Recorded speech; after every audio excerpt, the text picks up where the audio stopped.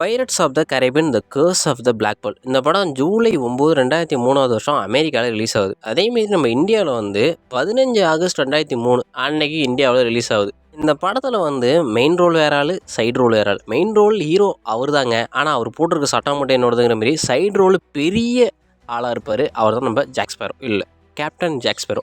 அந்த கேரக்டரால் மட்டும்தான் இந்த படத்துக்கு ஒரு பெரிய ஃபேன் பேஸ் இருக்குது அப்படிங்கிறது உண்மையான விஷயம். இந்த படத்தோட ரேட்டிங் 8.1. ஆனால் இதோட ஃபேன்ஸ் கொடுக்குற ரேட்டிங்கை இன்க்ளூடட் என்னையும் சேர்த்து கிட்டத்தட்ட 10க்கு பல மில்லியனே கொடுக்கலாம். அந்த அளவுக்கு இந்த படம் ஒர்த்தான ஒரு ஃபிலிம் சீரீஸ்.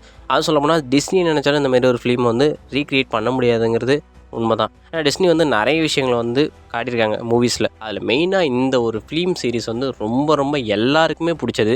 அதுவும் மெயினாக கேப்டன் ஜாக் ஸ்பேரோ இந்த ஒரு வார்த்தை அது மட்டுமே நிறைய பேருக்கு முக்கியமாக ஜானி டெப் இதில் நடித்த ஆக்டர் ஜானி டெப் தெரியறதுக்கு மெயின் ரீசன் வந்திருக்கு. அவர் எவ்வளோ படங்கள் பண்ணியிருக்காரு. ஆனால் அவரோட கரியர்லேயே அந்த பெஸ்ட் கேரக்டர் அப்படின்னு சொல்ல போனால் எவ்வளோ கேரக்டர் இருக்குது. ஆனால் அந்த பைரட்ஸ் ஆஃப் த கரேபியனில் இந்த கேப்டன் ஜாக் ஸ்பேரோங்கிற கேரக்டர் தான் அவருக்கு ஒரு பேரும் புகழ் அப்படிங்கிறது ஒரு உச்சக்கட்டத்துக்கே அவர் கொண்டு போன ஒரு விஷயம். இன்றைக்கி வரையும் இந்த கேரக்டருக்கு ஏகப்பட்ட ஃபேன் பேஸ் இருக்குது. கிட்டத்தட்ட வேர்ல்டு லெவலில் அதிகமான பேருக்கு கேப்டன் ஜாக் ஸ்பேரோ அப்படிங்கிறது தான் இவர் உண்மையான பேரை விட அந்த பேர் தான் நிறைய பேருக்கு தெரிஞ்சிருக்கும். இப்படிப்பட்ட இந்த அளவுக்கு ஒரு பெரிய இதாகிறதுக்கு இந்த பைரட்ஸ் ஆஃப் த கரேபியன் தான் ஃபஸ்ட்டு பார்ட்டில் அவர் செம்ம எஃபெக்ட் போட்டிருப்பார். ஆனால் இந்த எஃபெக்டெல்லாம் டேரக்டர்ஸ் என்ன தெரியுமா சொன்னாங்க, டேரக்டர் ப்ரொடியூசர்ஸ்லாம், இவர் என்னங்க இந்த மாதிரி நடிக்கிறாரு, இவருக்கு என்னங்க நடிக்கவே தெரியாது போல இருக்குது, அப்படி இவரை வச்சு என்னங்க பண்ண முடியும் அப்படின்னு சொல்லியிருக்காரு. அப்போ அவர் சொல்லியிருக்காரு, நான் இப்படி தான் நடிப்பேன், என்னால் இதான் பண்ண முடியும் அப்படிங்கிற மாதிரி சொல்லியிருக்காரு. ஆனால் அப்படி சொன்ன டேரக்டர்ஸ் தான் அவர் இல்லாமல் இந்த படத்தை எடுக்க முடியாது அப்படிங்கிற நிலைமையில் இப்போதைக்கு பைரட்ஸ் ஆஃப் த கரேபியனோட 6th பார்ட் வெயிட்டிங்கில் இருக்குது. நானும் வெயிட் பண்ணிட்டாங்க இருங்க, எப்போ வரும்னு தெரில, ஆனால் கன்ஃபார்ம் வரும். இந்த மூவியில் மெயினான லீட் கேரக்டர்ஸ்னு பார்த்தீங்கன்னு வச்சுங்க, ஃபர்ஸ்ட் கேப்டன் ஜாக் ஸ்பேரோ. இந்த ஆள் சைடு ரோல் தான், ஆனால் இவர் தான் மெயின் ஹீரோ மாதிரி இருப்பார். ரெண்டாவது நம்மளோட மெயின் ஹீரோ வில் டர்னர். அடுத்து பார்போசா, வில்லன் தரமாக இருப்பார் ஆனால் நல்ல நண்பர். அடுத்து மூணாவது நம்ம எதுக்குமே உதவாத எலிசபெத். அடுத்து நம்மளோட பிளாக் பேர்ல் கப்பர். இந்த படத்தில் எல்லாருக்குமே ஒரு சாபம் இருக்கும். ஃபஸ்ட்டு பார்ட்டில் எல்லாருமே இந்த நிலவு வெளிச்சம் மட்டும் எலும்பு கூடு மாதிரியான விஷயத்தில் காட்சி அளிப்பாங்க. அந்த மாதிரியான விஷயந்தான் காட்டியிருப்பாங்க. இந்த சாபத்துலேருந்து நீங்கிறதுக்காக தான் பர்போசா எடுக்கப்பட்ட அஷ்டக் பதக்கங்கள்னு சொல்லக்கூடிய அந்த பதக்கம் எல்லாத்தையும் சேர்த்து வச்சாதாப்பா நம்மளுக்கு இந்த சாபம் போகும் அப்படின்னு தெரிஞ்சுக்கிட்டு ஒரு பதக்கமாக 10 வருஷமாக தேடி போய் பொறுக்கி வச்சுட்டு இருப்போம். இந்த 10 வருஷத்தில் நம்ம ஜாக் ஸ்பேரோ அந்த தீவில் தனிமரமாக இருந்து ரொம்ப கஷ்டப்பட்டுருப்பார். வெறியாகி இவனை போட்டே ஆகணும் அப்படின்னு அந்த ஒரு தோட்டா நம்ம ஜாக் ஸ்பேரோ அவரே சுட்டுக்கிட்டு சாகணும் அப்படின்னு தான் பர்போசா கொடுப்பான். ஆனால் தலைவன் 10 வருஷமாக அதை யூஸ் பண்ணாமல் பாதுகாத்து வச்சுருந்து பர்போசாவால் தான் கொள்ளும் அப்படின்னு வெறித்தனமாக வச்சுட்ருப்பாரு. அது பார்த்தாக அங்கே இருந்த அந்த தீவில் இருந்த ரம்முலாம் நிறையா இருந்திருக்கும். அதை எடுத்து குடிச்சு ஜாலியாக சுற்றிட்டு இருந்திருக்காரு. ஒரு கப்பல் வந்தப்போ அந்த கப்பலில் ஏறி பிக்கப் பண்ணி அழகாக சேர்ந்துருக்காரு. இதுதான் ஈஸியாக அவர் புத்திசாலித்தனமாக வேலையை பார்த்துருக்காரு. அந்த பக்கம் நம்ம பர்போசா இருக்கிற எல்லா பதக்கத்தையும் எடுத்து வச்சிட்டாரு. ஆனால் ஒரே ஒரு பீஸ் மட்டும் மிஸ் ஆகுது. அது யார்ட்டா இருக்குன்னு கேட்டால் பூஸ்ட் ஆஃப் டர்னர் அப்படிங்கிறவர்கிட்ட இருந்துச்சு. ஆனால் அது அவங்க பிள்ளைக்கு அனுப்பி வச்சிட்டாரு அப்படிங்கிற விஷயம் அவருக்கு தெரியும். அந்த பதக்கம் எப்படா கைக்கு கிடைக்கும் அப்படின்னு மாரி இருந்துட்டு இருந்தார்.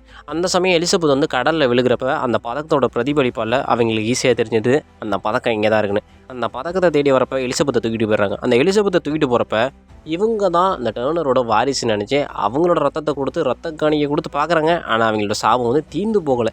இதுலேருந்து தெரிஞ்சுக்கிட்டு ஆனால் நம்ம ஜாக் ஸ்பேரோவுக்கு தெரிஞ்சிருச்சு பைரட்ஸ் ஆஃப் த கரேபியனோட மெயின் ஹீரோ அப்படின்னு சொல்லிட்டு சைடு ரோலாக சுற்றிட்டு இருக்காளே நம்ம வில் டர்னர் தான். இந்த பையன்கிட்ட தான் அந்த சாபத்துக்கான சாவி இருக்குன்னு தெரிஞ்சுக்கிட்டு தலைவன் அவனை கைக்குள்ளேயே போட்டு சுற்றிட்டு இருப்பான். இந்த விஷயம் நம்ம ஜாக் ஸ்பேரோவுக்கு ஆல்ரெடி தெரியும். இவர் தான் பூட் ஆஃப் டர்னரோட ஒரே ஒரு மகன் அப்படின்னு தெரிஞ்சுக்கிட்டு இவனை வச்சு நம்ம பிளாக் பேர்ல் எப்படியா நம்ம கைக்கு கொண்டு வந்தலாம் அப்படின்னு ஆசையில் சுற்றிட்டு இருந்தாப்புல. ஆனால் அந்த ஆசையை இங்கே எடுத்து விட்டாங்க. இந்த விஷயம் பர்போசாவுக்கு தெரிய வர இவன் தான் பூட் ஆஃப் டர்னரோட ஒரே மகன் தெரிஞ்சுக்கிட்டே இவனை கொண்டு போய் கழுத்து அறுத்தி அவன் ரத்தத்தை மொத்தத்தையும் கொடுத்து நம்மளோட சாபத்தை தீர்த்து கொண்டாடிக்கலாம் அப்படின்னு நினச்சிட்டு இருந்தார் நம்ம பர்போசா. இது பார்த்தாக்க நம்ம ஜாக் ஸ்பேரோவை இல்லை நம்ம கேப்டன் ஜாக் ஸ்பேரோவை எந்த தீவுலேருந்து தூக்குனாங்க அதே தீவில் மறுபடியும் இறக்கி விட்டுருவாங்க. தலைவன் அப்பயும் விஷயத்தை கேட்குறான் பாருங்க. அந்த சீனில் எனக்கு ஒரு துப்பாக்கி கொடுத்த ஒரு தோட்டாவோட அப்படின்னு கேட்டு அதையும் வாங்கிக்கிட்டு தலைவன் திரும்ப போயிட்டு திரும்பவும் இந்த தீவுலேருந்து எப்படா நம்ம தப்பிக்க போகிறோம் அப்படின்னு யோசிச்சுட்டு இருப்பேன். அந்த எலிசபெத் பைய கூட சும்மா இல்லாமல் அங்கே இருக்கிற நம்ம எல்லாத்தையும் கொளுத்தி விட்டுரும். அதை பார்த்த ஜேம்ஸ் ராரிங்டன் தளபதி ஒருத்தன் இருப்பான். அந்த தளபதி பைய பிள்ளை இவங்களை பார்த்து கண்டுபிடிச்சிரும். அப்போ கூட ஜாக் ஸ்பேரோ தூக்கி இவனுக்கு காவலில் போடுங்க அப்படின்னு சொல்கிறப்ப தலைவன் பயங்கரமாக திட்டம் போட்டு நீங்கள் இப்போ அந்த கூட்டத்தை பிடிச்சா உங்களுக்கு இப்போ பெரிய பதவியெல்லாம் வரும் அப்படின்னு ஆசை காட்டுவோம். இது பார்த்தா கல்லறை தீவில் இருக்க மொத்த பொக்கிஷமும் உங்களுக்கு கிடச்சிரும், நீங்கள் எடுத்துக்கலாம் அப்படின்னு ஆசையை காட்டி விட்றோம் நம்ம தலைவன் ஜாக் ஸ்பேரோ. புத்திசாலித்தனமாக ஸ்கெட்சை போட்டு தலைவன் உள்ளே மறுபடியும் அந்த கல்லறை தீவு உள்ளே போயிடுவோம். அங்கே பார்த்தா நம்ம வில் டர்னரை அறுக்கிறதுக்கு நல்லா கசாப்பத்திலாம் ரெடி பண்ணி வச்சுருப்பாங்க. அந்த இடத்துல நம்ம தலைவன் வந்து அந்த இடத்துல பேச்சு கொடுத்து அவங்கள மாற்றி அங்கே பர்போசாவோட மைண்டையும் மாற்றி அவனையும் இவங்க பிரிட்டிஷுக்கு எதிராக அந்த படைக்கு எதிராக தளபதிக்கு எதிராக மாற்றி விட்ருவான். தலைவன் 2 பக்கமும் கேம் ஆடி தலைவன் கடைசியில் நல்லவங்க பக்கம் இருக்கிறவே ஃபைட்டு ஒன்றும் போட்டிருப்பார் தலைவர் கடைசியில். இந்த ஃபைட்டு ஆரம்பிக்கிறதோ கொஞ்சம் தூரத்தில் தான் தெரியும் நம்ம பர்போசாவுக்கு தலைவனும் இந்த சாபத்தாவுக்கு ஆளாகிருக்கான் அப்படின்னு. தலைவனும் நிலா வெளிச்சம் போட்டால் எலும்பு கூட சுற்றிட்டு இருப்பான். ஆனால் பர்போசா கிட்ட இந்த சாபத்தால் நான் அனுபவிக்கல, இந்த சாபம் எனக்குலாம் இல்லை அப்படிங்கிற மாரி நடிப்பு போட்டிருப்பாரு. கிளைமேக்ஸில் ஃபைட் சீன் இருக்குது பாருங்க, கண்கொள்ளா காட்சியாக இருக்கும் பார்க்குறதுக்கு. அந்த பக்கம் இந்த எலும்பு கூட இருக்கிறவங்கலாம் பிரிட்டிஷ்காரங்களே சண்டை போட்டுட்ருப்பாங்க தளபதிகள்கிட்ட அந்த படையோட. இந்த பக்கம் நம்ம தலைவன் ஜாக் ஸ்பேரோ, வில்டன், அப்புறம் எலிசபெத் இவங்க எல்லாரும் சேர்ந்து நம்ம பார்போசாவோட ஆளுங்களை போட்டு மீறி மிச்சிருப்பாங்க. பார்போசா கூட நம்ம ஜாக் ஸ்பேரோ ஒட்டிக்குண்டி சடிக்கிட்டு இருப்பார். இதுபத்தாக பேச்சுவார்த்தை கேப்பில் அஷ்டக் பதக்கத்துலேருந்து ஒன்று ஜாக் ஸ்பேரோ தூக்கி கையில் வச்சுப்பார். இது எதுக்காகன்னு கேட்டிங்கன்னா, வில்டனரும் ஒரு பதக்கம் கையில் இருக்கும், வில்டனர் கையிலையும். இவங்க 2 பேரும் சேர்ந்து ஜாயிண்ட் அடிச்சுக்கிட்டு கரெக்டாக ரத்தத்தை விட்டு பதக்கத்தோட ரத்த காணிக்க முடிச்சு சாபத்தை நீக்கலான்னு ஒரு பிளான் போட்டிருக்கேன் போல இருக்கு. கரெக்டாக 2 பேரும் பதக்கத்தை போட்டிருப்பாங்க. இவர் தான் எனக்கு ஒன்றுமே ஆகாது அப்படின்னு சொல்லுவேன். உன்னோட புல்லட் வேஸ்ட் ஆகிடுச்சு அப்படின்னு சொல்லுவார். அப்போ வந்து என் தோட்டா வீணாவலை அப்படின்னு ஸ்டைலாக சொல்லியிருப்பாரு. கரெக்டாக சாபமும் நீங்கிரும்.